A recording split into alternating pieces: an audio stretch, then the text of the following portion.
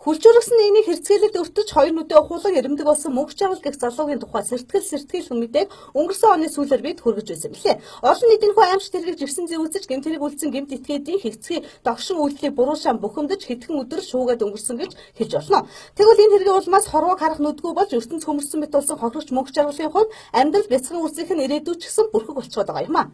Манай сурвалжлах хэсэг хохирогч мөнх жаргалын амьдрал ахуй өнөөгийн нөхцөл байдал хэргийг мөрдөн шалгах явцын талаарх бодит мэдээллийг үзэж та бүхэндээ хүргэх үүднээс хохирогчийн гэрт нь очиж уулзлаа. Өмнө нь түрээсийн байранд амьдарч байсан мөнх жаргал хараагүй болсноосоо хойш амжиргаагаа залгуулахад хүндрэлтэй болж хямдаг нь бодож байрны хонголд өрөө төрөөслөн амьдрах болжээ.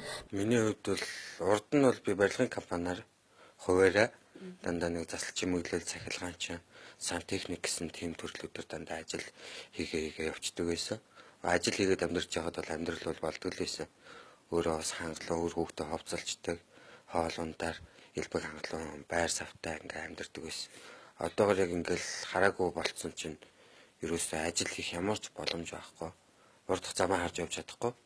Тэгэл ерөөсөө хөдөлмөрийн чадвараа алдсан. Манай эхнэр одоо ингээд жирэмсээ хоёр хүүхэдтэй дээр нь тэгээд намайг одоо ингээд авч явж байгаа болохоор ажил хийх ямар ч боломжгүй. Өрхийн орлого бол ерөөсөө сарын өрхийн орлого миний группийн 140 мянга буюу асаргааны 64 мянган төгрөг. Нийт 2 хүүхэдтэй 20 мянгатайгаа нийлээд 240 мянган төгрөгийн л орлоготой.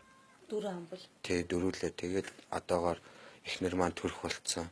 Төрөх байгаа. Тэгээд дээр нь энэ подолыг одоо ингээд түрээсэлдэг. Сарын 150 мянгаар.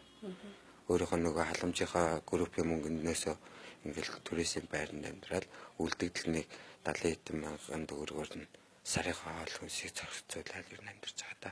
Гэмтэл авснаас ч хойш өмнөд тодорхой эмчилгээний зардал ингээд зардлууд гарсан баг. Энийг одоо нөгөө хариуцч юм уу гэмтэтгээдүүдийн талаас ер нь төлсөн хурлаж марагдуулсан тал байгаа юм болов уу? Санхүүгийн талаас нь. Ерөөсөө тийм эмчилгээний зардал бол одоогоор бол минийх багаар утгад 3 сая гараа авчихсан байгаа. Ерөөсөө эмчилгээний зардал гэж надад 100 төгрөгч өгөөгүй. Ямар ч мөнгө өгөөгүй. Би нэхэмжилсэн. Хохирол гомдолтой гэдгийг би мөрдөн байцаалтын шатанд би өгсөн байгаа. Одоогоор ар гэрийнхнаас нь уулзаж учирсан улсууд нэг ч байхгүй. Хоёулангаас нь. Одоо ингээд хоёр нүд ингээд юм харахаа байж чинь тарих толгойд ер нь одоо ингээд өвдөж байгаа өвчин эмэг ер нь юу вэ? Одоо хийгдэж байгаа эмчилгээ мөнгө байнга уудаг юм тариа ч юм уу тийм санхүүгийн талаас ингээд шалтгаалаад өөрөө ингээд авч чадахгүй хоёр зүйлэг байгаа юу? Байлгүй яах вэ? Ер нь толгой тарих бол жоохон дүнхтэй өвддөг. Тэгээд нүд бол байнгын өвдөлттэй. Өглөө оройдоо нуухтай. Тэгэл одоо нөгөө хиймэл нулимс гэдэг юм тусаах хэвээр. Тэр нь байхгүй, эритромицины мааз гэдэг тос түрхэх хэвээр. Тэр мөр нь байхгүй болохоор жоохон тэгэл байнгын нуухтай нулимстай л одоогор нөгөө нэг шарыг хийлгэсэн байгаа. Шарыг хийлгэснээсээ гадна одоо нөгөө хиймэл нүд хийх хэвээр.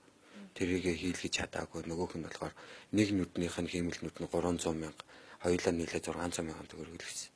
Тэрийг нь хийлгэж чадаагүй болохоор одоо нөгөө нүдээ ингээд зохио нээж чадахгүй байнгын ханиатай л. Мөнх жаргалын хэд нүүжлээд 2 сар болсон байна. Энэ өрөө хямд мөнд хүнчлэн хараагуучдын үндэсний төвтэй ойр гэж сонгожээ. Байрны подол нэг өрөөг нь сарын 150 мянган төгрөгөөр түрээлсдэг гэдгээ хэллээ. Гэвч байнгын чихтэй нар тусах цонхгүй мөөгөнцөж бохирдсон жижигхэн умгар үрээд 2-2 нялх хүүхэдтэй бие давхар эмэгтэй нөхрөө асарч амьдрна гэдэг нь үнэхээр хэцүү байгаа нь ажиглагдсан. Эхнэрийнх нь хувьд нөхрөө асар мөн бага насны хүүхдүүдэд асардаг учраас ажил хийх боломжгүй гэдг нь харагдаж байлаа.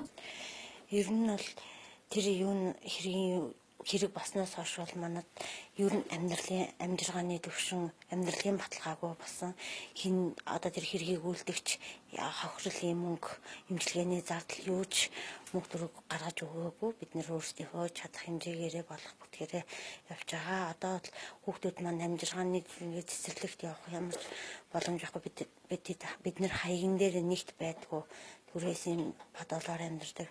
Тэгээд ер нь бол амжиргаа цаашдын одоо хүүхдүүдийн маань ирээдүйн үнэхээр бүрхэг байна. Ийхүү насан туршдаа харгас нэгнээс болж хараагүй болсон мөнх жаргал гэх энэ залуу эд хийж бүтээх насан дээр эхнэр хүүхдэд тэжээх боломжгүй болжээ. Хийж бүтээх хөдөлмөрлөх амьдралын баяр баясгалыг мэдэрч үр хүүхдэд өсгөж тойрнуулах үүрэг хүлээсэн жирийн нэгэн залуу хийж ирдгүү аимшигт гэмт хэргийн золиос болсноор амьдрал нь хэрхэн өөрчлөгдөж урууд нь дөрөвтөж яваа нь харагдаж байгаа юм а. Үзэж та бүхэн мөнх жаргалын гэр бүл туслахыг хүсвэл доор гарч байгаа утас болон төрийн банкны дансаар хандив өргөс сэтгэлийн багч гэсэн тусдын болох боломжтой юм а. Мөн түнчлэн мөнх жаргал 2 болон 4 настай 2 хүүхдээ бөгөөд хариаллын дагуу хүүхдүүдэд цэцэрлэг өгөх боломжгүй, мөн түүнчлэн орон сууцны подвал группийн мөнгөөр амьдарч байгаа учраас үр хүүхдүүдэд суугах гэсэн боломж дутмаг байгаа талаараа хэлж байсан юм а. Өдрийн тал дуяг жавхлан төгс мэдээллээ.